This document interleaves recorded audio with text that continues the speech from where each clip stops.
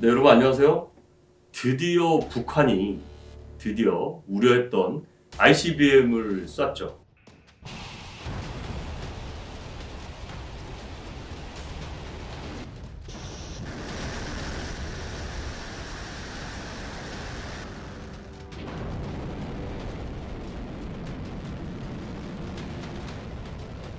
고도 6,800km까지 쏘아 올렸는데요. 이거를 이제 사거리로 추정을 하면은 보통 최대 고도에서 한 2.5 정도 곱하면 됩니다. 그러니까 한 15,000km 정도를 충분히 넘어선다라는 건데요. 이 정도면은 뭐 충분히 미국 전미 대륙 전역이 다 사정권에 든다라는 거예요.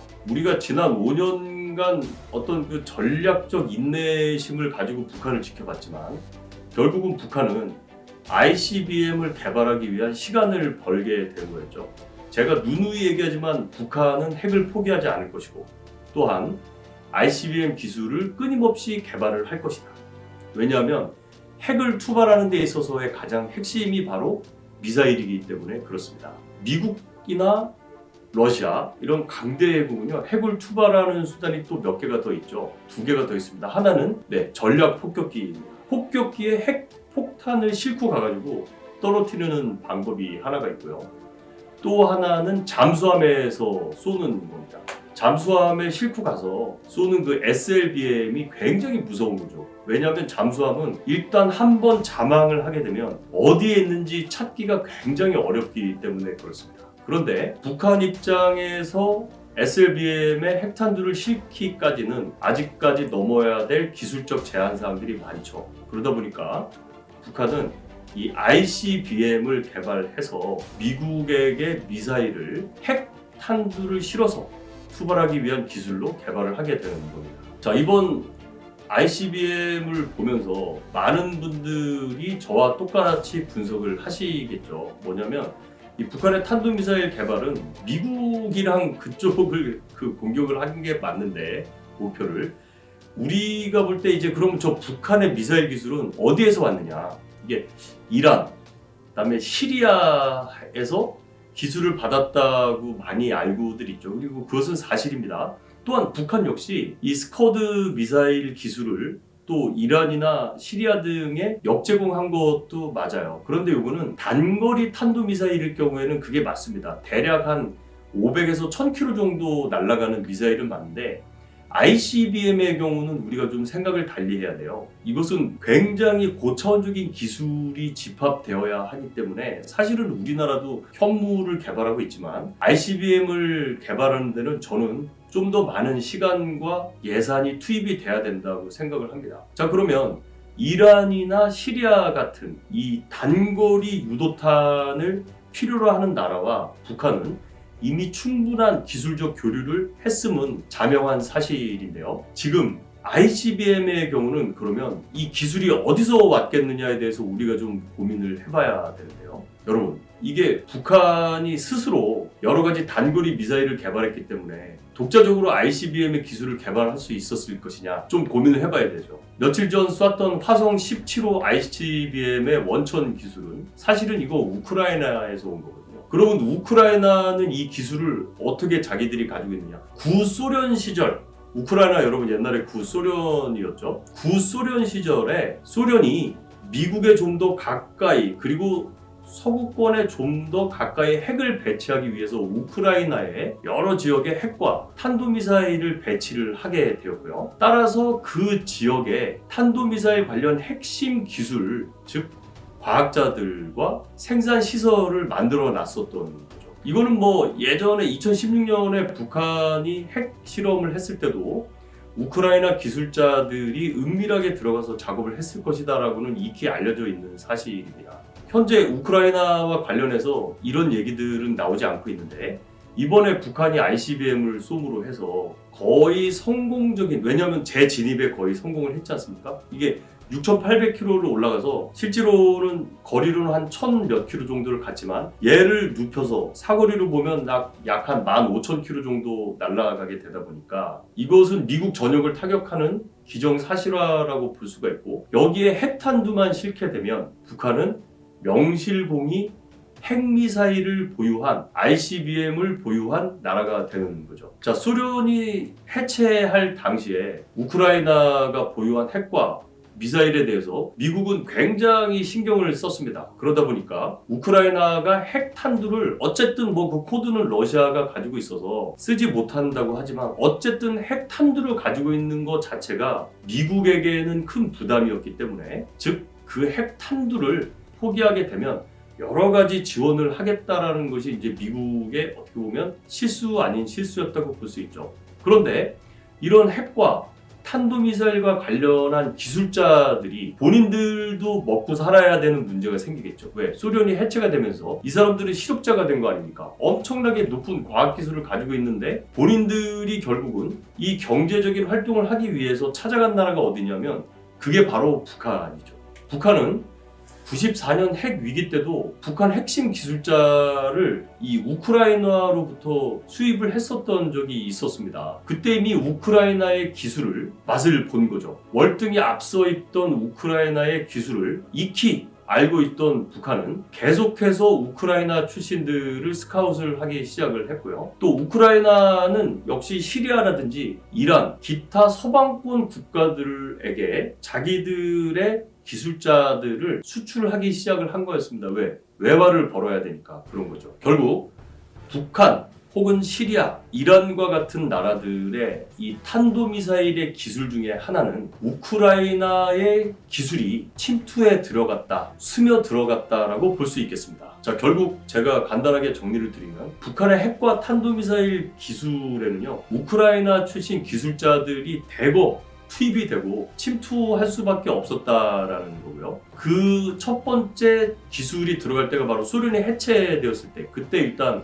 우크라이나의 전문 기술자, 과학자들이 북한으로 대거 유입이 됐었고, 두 번째가 이란과 시리아, 북한의 여러 가지 미사일 커넥션 과정에서 다시 우크라이나의 기술자들이 북한으로 침투되어 들어간 것이죠. 결국 이렇게 됨으로써 북한은 ICBM 탄도미사일을 개발하고 완성화하고 고도화시키는 데 있어서 우크라이나의 기술을 10분 활용을 할 수 있게 되었고요. 북한은 우크라이나의 기술자들이 유입이 됨으로써 ICBM을 최종 완성할 수 있다는 자신감을 얻게 된 거죠. 그러면 북한이 ICBM을 만들어낼 수 있다는 자신감을 갖게 되었으니 이제 필요한 건 뭡니까? 그렇습니다. 시간입니다. 이제는 북한은 시간을 벌어야 되는 거였어요. 그러다 보니까 어떻게 했습니까? 남북 화해 무드를 조성해서 무슨 영변 원자로 막 부시는 폭파 쇼 같은 것도 하고 했지 않습니까? 결국 얘들은 그런 쇼를 통해서 자기들이 필요한 시간을 벌었고요. 그 시간을 벌어서 ICBM을 최종 완성 고도화시킨 거죠. 제가 보기에는 그나마 다행인 것은 북한이 다탄두 미사일은 아직 그 기술을 확보하지 못했다라고 보여져요. 이 다탄두 미사일까지 확보를 하게 되면 우리가 기전개된 사드로도 교전을 하기가 쉽지 않아 보입니다. 사드 미사일로도 교전이 쉽지 않은 이유는요, 단일 탄두의 경우는 이 사드가 교전을 하기 위한 여러 가지 조건을 계산하고 미사일을 유도, 직격 파괴를 시키는데 큰 어려움이 없지만 다탄두가 되었을 때는요, 이 탄두들이 일단 어디로 날아갈지를 계산하는 게 굉장히 부하가 많이 걸리고, 레이더가 또 이 정해진 그 루트로만 가는 것이 아니기 때문에 탄두들이 이걸 레이더가 계산하는데 굉장히 어려움이 있습니다. 그래서 다탄두까지 실게 될 경우에는요, 우리의 안보를 심각하게 위협하게 되는 것뿐만이 아니라 얘가 ICBM의 핵탄두를 싣고 미국으로 날아가게 된다고 하면 미국 역시도 엄청나게 많은 부담을 느끼게 되는 거죠. 여러분 지금 사드 같은 경우를 잘 보세요. 미국 본토를 방위하기 위해서 배치가 되어 있기도 하지만 우리나라도 있고 유럽 쪽에도 있고 몇몇 분쟁 지역이나 위험 지역에 지금 사드가 나가 있단 말이죠. 아랍에미레이트 같은데. 근데 북한이 ICBM을 개발하게 되면 미국 입장에서는 본토에 사드 포대를 여러 개를 구축을 해야 하기 때문에 북한의 핵 ICBM을 막아야 하는 부담이 엄청나게 높아지게 되는 겁니다. 바로 이 점을 북한이 노린 거죠. 왜? 북한은 이렇게 해서 미국과의 협상 창구에서 유리한 위치에 놓이게 되기 때문인 겁니다.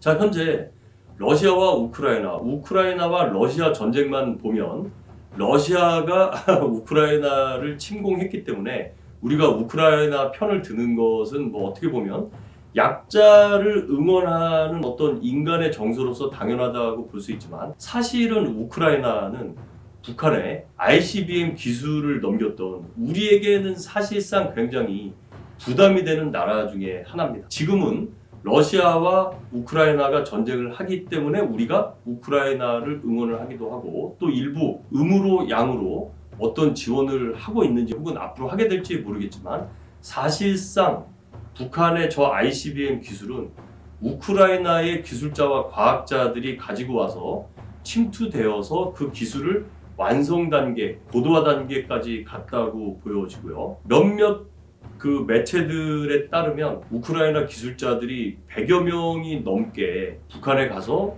이 기술을 발전시키고 고도화했다고 얘기를 하고 있습니다. 물론 저 핵미사일 자체, 핵탄두 자체에 대한 기술이 어디서 갔는지는 사실은 알기는 어렵죠. 이것도 사실 굉장히 중요한 요소 중에 하나지만, 어쨌든 북한은 핵과 미사일 기술을 끊임없이 발전시키면서 본인들의 생존, 그리고 저 김정은의 체제를 유지하기 위한 수단으로서의 이용은 끝까지 할 것입니다. 자, 우리가 지난 5년간 너무 안타까웠던 것은요, 북한은 저렇게 우크라이나 기술자와 과학자들까지 데리고 와서 자기네의 목적인 핵미사일과 ICBM, 이것을 합쳐서 언제든지 미국에 핵폭탄을 투발할 수 있다는 수단을 개발을 하고, 그 5년간 화해 무드를 들어서 자기들이 마치 화해를 하는 것처럼 하면서 화전양면을 쓴 거죠. 그렇게 해서 걔네들이 절대적으로 필요했던 시간을 벌었던 겁니다.